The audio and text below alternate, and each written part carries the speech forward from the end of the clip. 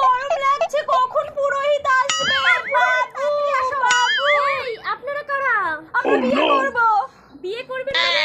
আপনার বাড়ির লোক আমার কারা? গরম লাগছে, দিন আমাকে। এই দাঁড়ান, বাবু, আরে আপনারা কি সাত পাকে বাঁধতে বাধা হতে চান? আমরা বিয়ে করে ফেলতে চাই, তাড়াতাড়ি। গরমে উঠতে পারবো না আমরা, খুব গরম লাগছে। এই কি কথা এগুলো? গরম no, no, no, no.